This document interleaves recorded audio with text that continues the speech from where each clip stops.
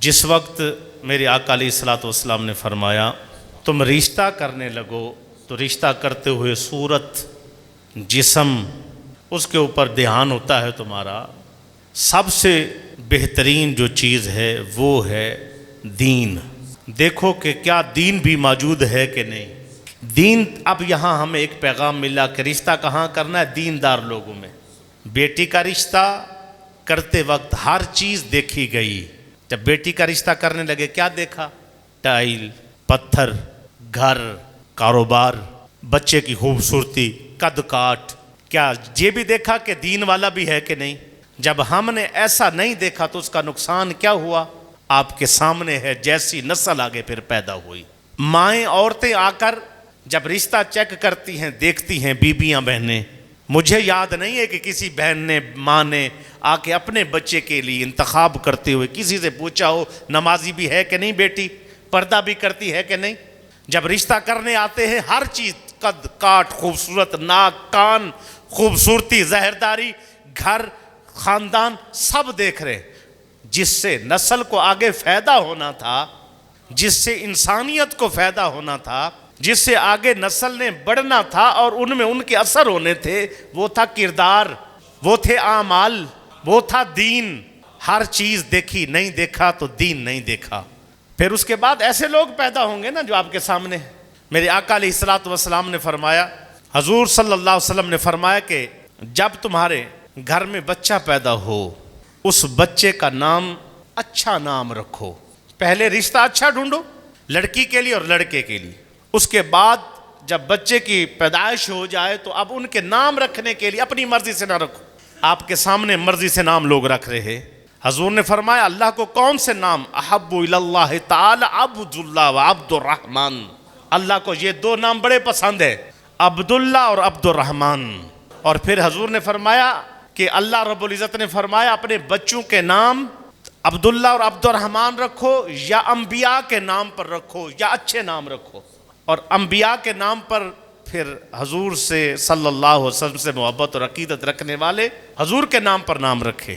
اور اس کی برکت کیا ہوگی؟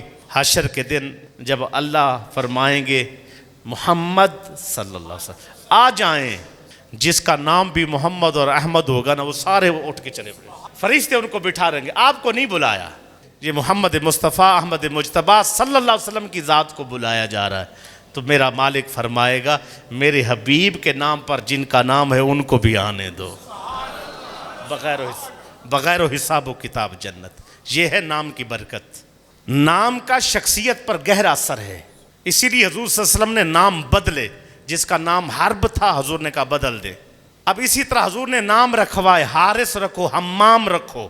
حارث نام رکھوائے، حمام نام رکھوائے۔ حارث کیا ہے؟ محنت کرنے والا، حمام کسد کرنے والا، تاکہ بندے کے اندر نام کا اثر رہتا ہے، اس کی شخصیت پر اس کے نام کا اثر ہوتا ہے۔ اسی طرح نام رکھو گے حضور کے نام پر تو حضور کے نام کی برکتیں اس میں پائی جائیں گی۔ عبداللہ نام رکھو گے تو اللہ کے بندے کی اس کے اندر صفات پائی جائیں گی۔ عبد الرحمن نام رکھو گے تو رحمان نام کی صفات اور اس کے اثرات اس کے اندر پائے جائیں گے۔ حضرت عمر فاروق رضی اللہ تعالیٰ عنہ کی ایک بیٹی ہے، ان کا نام تھا آسیہ، آپ نے نام بدل دیا۔ یہ آسیہ الف سے نہیں ہے، سین سے نہیں ہے، یہ عین الف آ اور صاد یا ہا، آسیہ، آسی سے ہے، اس کا معنی گناہگار۔ ان کا نام حضور صلی اللہ علیہ وسلم نے بدل کر نام رکھا جمیلہ۔ آپ کے گھر والی کا نام جو ہے، ایک کا نام تھا برا، حضور نے ان کا نام بدل کر زینب کر دیا۔ نام بدلے گئے، اچھے نام رکھے گئے تاکہ شخصیت پر ان کا اثر رہے۔ آپ کے سامنے نام کیا ہے؟ شیلا، روبی، ٹونی، ایسے نام لڑکیوں کے، ببلی۔ اللہ معاف کرے، میں صرف تربیت کے لیے ایک بات کر رہا ہوں۔ یہ کیا نام ہے؟ جب ایسے نام رکھو گے لڑکیوں کے، بیٹیوں کے، انگریزوں کے نام پر نام رکھو گے تو پھر ان کے اندر وہی گندی جو ہے نا حرکتیں پائی جائیں گی۔ جب نام اچھے رکھو گے ہیں، اب کیا نام رکھا جا رہا ہے؟ جمیلہ، بڑی خوبصورت اعمال کے اندر۔ اسلم، سلامتی والا، ہمیشہ خیر ہی سے ہوتی۔ عبداللہ، اللہ کا بندہ۔ عبد الرحمن، رحمان کا بندہ۔ یہ ہے اولاد کی تربیت کے حصہ میں یہ ذمہ داریاں کہ اچھا نام رکھو، حضرت ابن عمر رضی اللہ تعالیٰ عنہ کے پاس شخص لایا گیا، باپ پیچھے اٹھایا ہوا ہے، اور ایک نوجوان نے ایک بزرگ کو حضرت ابن عمر کے پاس لے کر آئے، کہا حضرت صاحب، وہ بزرگ کہہ رہے اس بچے کی شکایت لگانے کے لیے لے کے آیا ہوں۔ کہا جی بتائیں۔ کہا اس نے مجھے مارا ہے اور اپنی ماں کو بھی مارا ہے۔ آپ جلال میں آ گئے۔ اس نے کہا حضرت صاحب میری شکایت تو والد گرامی نے لگائی ہے، مجھے بھی کچھ بات کرنے کی اجازت دیں۔ کہا اجازت ہے۔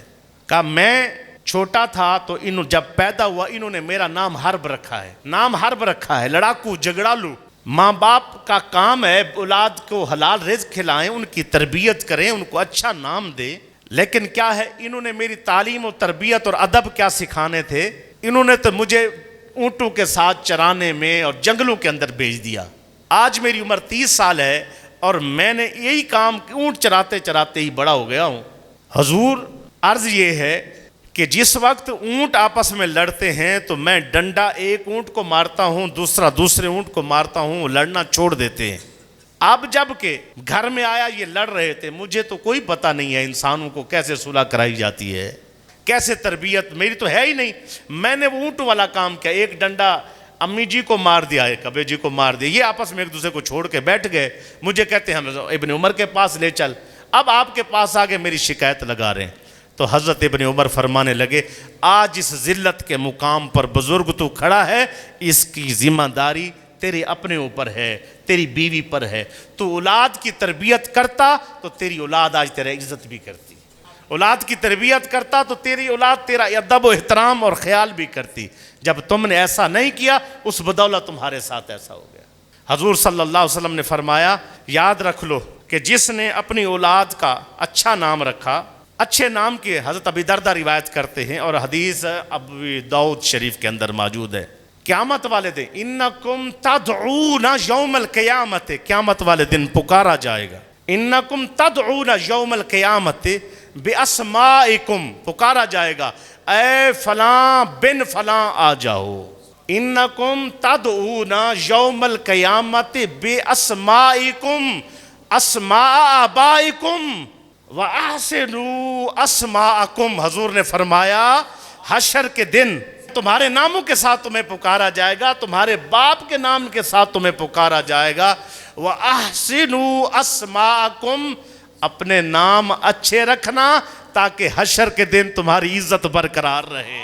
کسی کو ٹونی بلایا جا رہا ہوگا، کسی کو ببلو بلایا جا رہا ہوگا، کسی کو کیا بلایا جا رہا، کسی کو احمد آ جاؤ، محمد آ جاؤ، عمر آ جاؤ، فاروق آ جاؤ، ابو بکر آ جاؤ، عثمان آ جاؤ، علی آ جاؤ، طلحہ آ جاؤ، زبیر آ جاؤ، حارث آ جاؤ، حمام آ جاؤ۔ ہم نے غیر ذمہ داری کا مظاہرہ کیا ہے، ہم نے یہی سمجھا ہے کہ ہماری اولاد اپنے ذمہ لی ہی نہیں، ہم نے نام کے اوپر اتنی احتیاط کی ضرورت ہے۔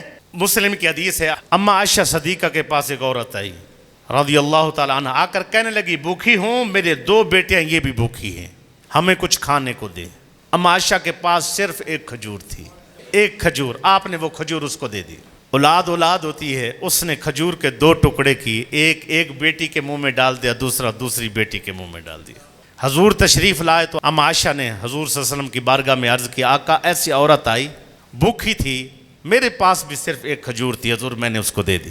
حضور اس نے عجیب معاملہ ہوا، خود بھوکی تھی لیکن 2 ٹکڑے کر کے بچیوں کے منہ میں دے دی، تھوڑی سی خود بھی نہیں لی۔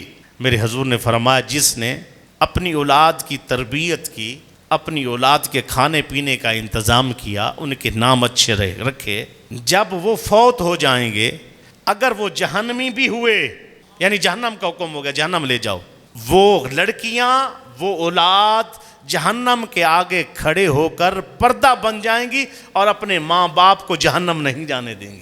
جس کی اولاد کی تربیت کی گئی، اچھے نام رکھے گئے، حلال رزق کھلایا گیا، اب وہ اس نے اما عائشہ کی شکایت نہیں ہے۔ وہ بھوکی آئی اور آ کر اس نے یہ نہیں کہا کہ اللہ کے نبی کو کہیں مجھے تویز دے دو، پھونک شونک مارو، بھوکے مر رہے ہیں، کچھ ساڑھے واسطے بھی کرو، نہیں، کچھ طلب کیا، جب دیا گیا تو صبر شکر کر کے واپس لوٹ گئی۔ آج ہمارے پاس سب کچھ موجود ہے، اگر نہیں ہے تو صبر شکر ہی نہیں ہے۔ ہر گھر میں کتنے کھانے موجود ہیں لیکن پھر بھی رونا ہے ہائے مر گئے ختم، کچھ بھی نہیں ہے۔ ہر گھر میں ہر نعمت، ہر قسم کی نعمت موجود ہے، ہر گھر میں کتنے کھانے موجود ہیں۔ کوئی مہمان آئے کتنے ہم ان کے لیے آگے ڈشیں لگا دیتے ہیں، ہم کہیں جائیں کتنے لگ جاتے ہیں، صبح ناشتے میں کتنی چیزیں پکا کے ہم کھاتے ہیں، لیکن کیا ہے، پھر بھی ہے ہمارے پاس کچھ نہیں۔ ان کا فوکس، ان کا دھیان کیا تھا؟ تھوڑا ہو لیکن حلال ہو۔ اس نے اپنی بچی کو حرام نہیں کھلایا، غریب تھی، بیوہ تھی، آ کر طلب کیا، مانگا، حلال رزق ملا، 2 ٹکڑے کر کے اس کے منہ میں ڈالے اور خود واپس لوٹ کر چلی گئی، خود بھوکا رہنا برداشت کیا لیکن گناہ نہیں۔ آج ہم کیا ہیں، عورتیں آج کی کیا ہیں، جتنی بھی زیادتیاں ظلم ہو رہے ہیں۔ میں ابھی کا واقعہ پیش کرتا ہوں۔